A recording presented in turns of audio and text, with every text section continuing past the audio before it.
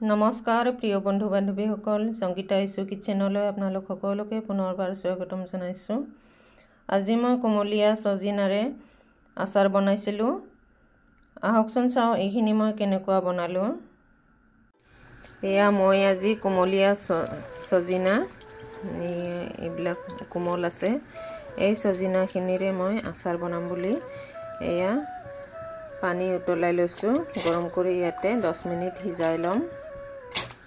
এইখিনি মই আচাৰ বনোৱাৰ কাৰণে উতলাই লৈছোঁ গৰম কৰি ভালদৰে।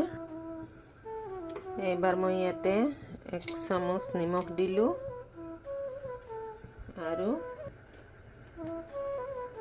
এয়া 1 চামুচ হালধি দি এইখিনি ভালদৰে উতলাই ল'ম। 10 মিনিট ধুনীয়াকৈ সিজিব দিম। ঢাকন মাৰি দিছোঁ যাতে সোনকালে উতল আহে।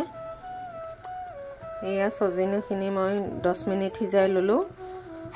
অৱশ্যে মোৰ এই সজিনাখিনি কোমল নাছিল, সেইকাৰণে 10 মিনিট সিজাইছোঁ। যদি অকণমান পুৰত হোৱা যেন থাকে তেতিয়াহ'লে 15 মিনিটমান আপোনালোকে সিজাই ল'ব পাৰে। এইখিনি মই নিমখ আৰু হালধি দি সিজাই ল'লোঁ। এইবাৰ গেছটো বন্ধ কৰি দিছোঁ।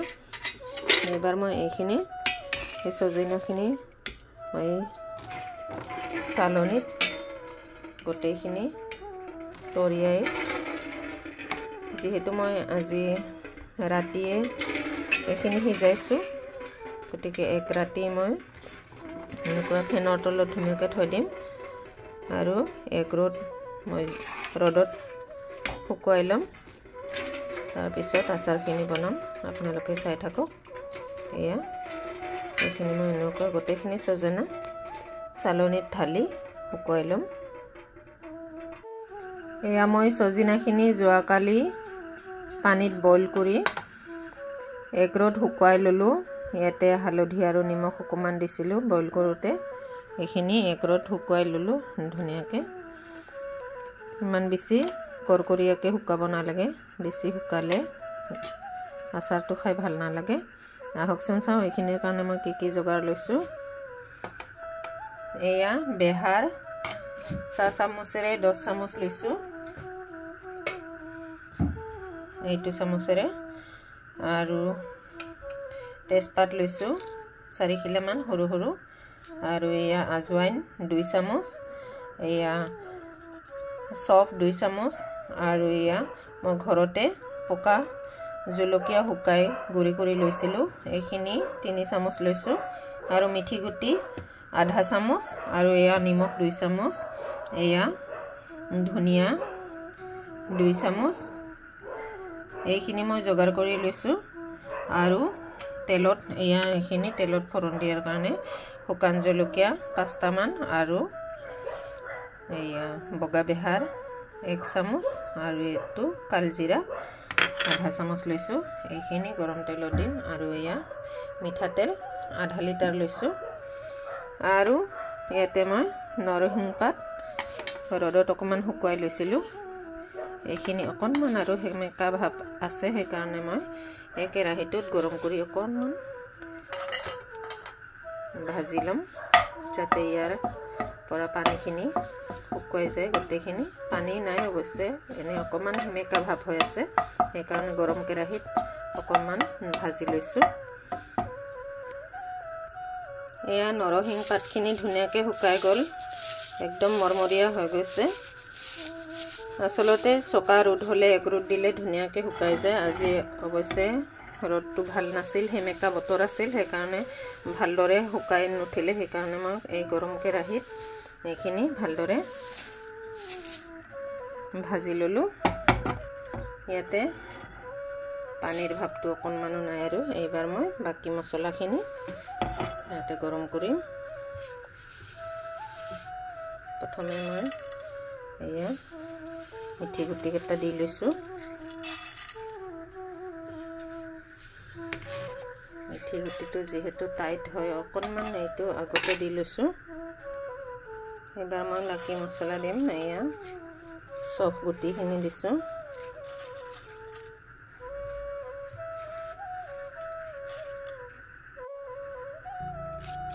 এবাৰ তেজপাত কেইখিলা দিলোঁ। জুই একদম কমাই লৈছোঁ যাতে মছলাখিনি পুৰা খাই নাযায়। অকল ইয়াৰ সেমেকা ভাপখিনি গুচি গ'লে হ'ল। এবাৰ বাকীখিনি গোটেইখিনি মছলা মই একেলগে দি দিছোঁ।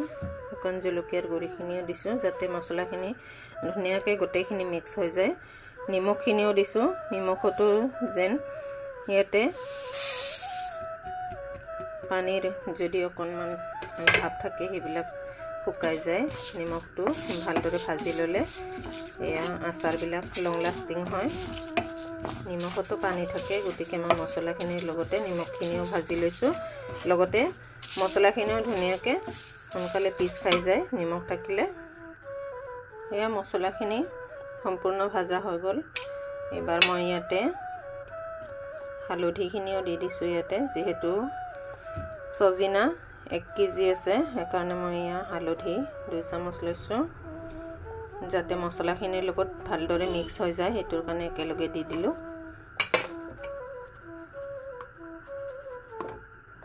আৰু এয়া জলকীয়া পাউডাৰো দি দিলোঁ।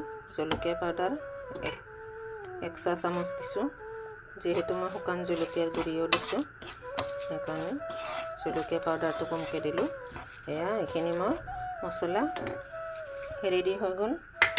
জুইটো বন্ধ কৰি দিলোঁ। এয়া নৰসিংহ পাতখিনিৰ লগত মই একেলগে এইখিনি ধুনীয়াকৈ মিক্সাৰত পিচি ল'ম।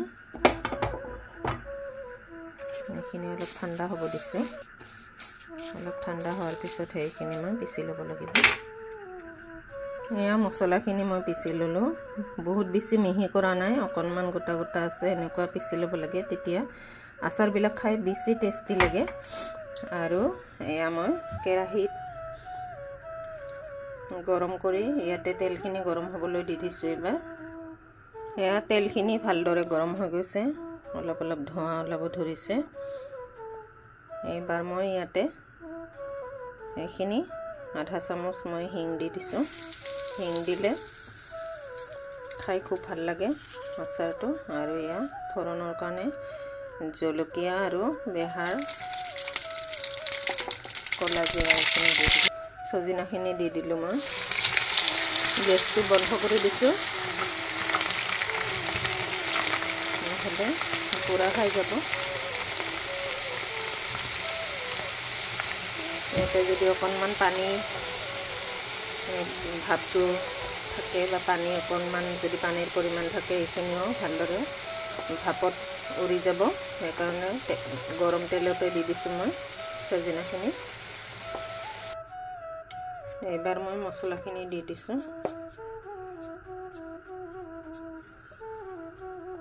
মছলাখিনি দি ভালদৰে মিক্স কৰি আৰু মই গেছটো জ্বলাই একদম কম জুইত অকণমান সময় ভালদৰে গোটেইখিনি মিক্স কৰি লওঁ। এয়া মই একদম জুই কমাই ঢাকন মাৰি মাৰি সিজাইছোঁ। ইয়াতে ঢাকনিখনত পানী লাগি ধৰিলে এইখিনি মই পেলাই দিব পাৰোঁ ধুনীয়াকৈ, সেইকাৰণে ঢাকন মাৰি দিছোঁ। আচাৰখিনি যদি অকণমান পানী থাকে, সেইখিনি ভাপত আহি এই ঢাকনিখনত লাগি ধৰিব। তাৰপিছত মই এইখিনি পেলাই গৈ থাকিব পাৰিম। এয়া দেখিব পাইছে কিমানখিনি পানী ওপৰত ঢাকনিখনত লাগি গৈছে। এয়া এইখিনি মই এনেকুৱা পেলাই দিব পাৰিম।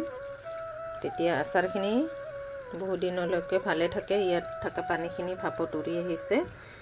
এনেকুৱা মই 3 মিনিটমান আৰু ধুনীয়াকৈ সিজাই লৈছোঁ। প্ৰায় আচাৰ কমপ্লিট হৈয়ে গৈছে। এইখিনি হোৱাৰ পিছতো মই আৰু আচাৰখিনি ৰ'দত দিব লাগিব 3 দিনমান। তেতিয়া ইয়াতে এই চজিনাখিনি যিহেতু মই পানীত বইল কৰি লৈছিলোঁ, পানীৰ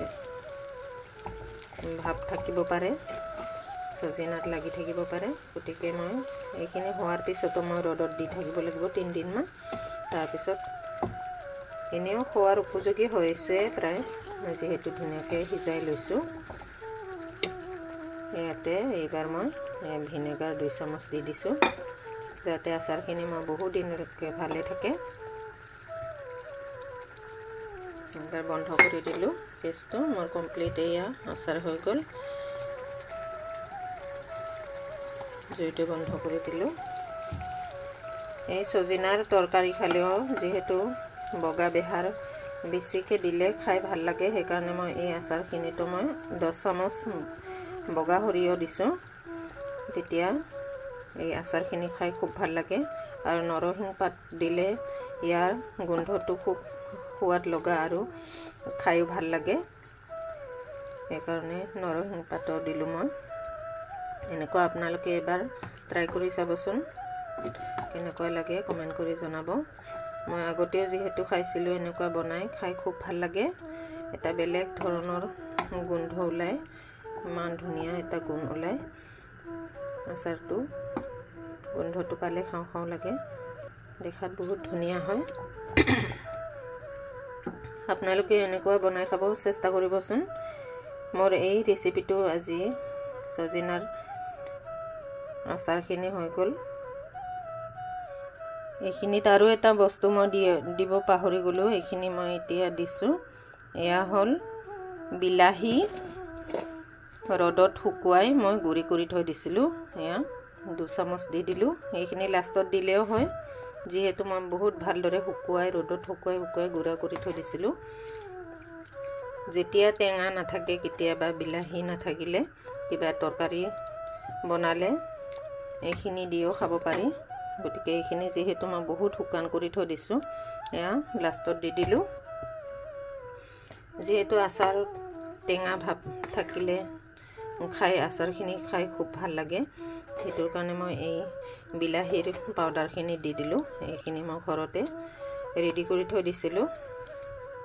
এনেকুৱা কিছুমান বস্তু মই ষ্ট'ৰ কৰি থৈ দিওঁ, যেতিয়া বিলাহীৰ দাম কমে তেতিয়া মই শুকাই থৈ দিওঁ। অৱশ্যে বিলাহী শুকাবলৈ বহুত দিন লাগে, বহুত টাইম লাগে, কিন্তু শুকুৱাই থৈ দিলে পিছত বহুত কামত দিয়ে। এইবাৰ মই মোৰ এই আচাৰ বনোৱা এই ৰেচিপিখিনি কমপ্লিট হৈ গ'ল। আপোনালোকে কেনেকুৱা পালে প্লিজ লাইক, শ্বেয়াৰ আৰু কমেণ্ট কৰি জনাব। লগতে সকলোৰে লগত লগৰ বন্ধু বান্ধৱী ভাই ভনী সকলোৰে লগত শ্বেয়াৰ কৰিব। আৰু এই ৰেচিপিটো যদি মোৰ আজি প্ৰথম আপোনালোকে চাই আছে, তেতিয়াহ'লে ছাবস্ক্ৰাইব কৰি দিব, বেল আইকনটো টিপি থৈ দিব। মোৰ আহিবলগীয়া নতুন নতুন ৰেচিপিসমূহ আপোনালোকে উপভোগ কৰিব পাৰিব। গতিকে মোৰ এই ৰেচিপিটো আজি কমপ্লিট হৈ গ'ল। আজিলৈ আহোঁ। Thank U.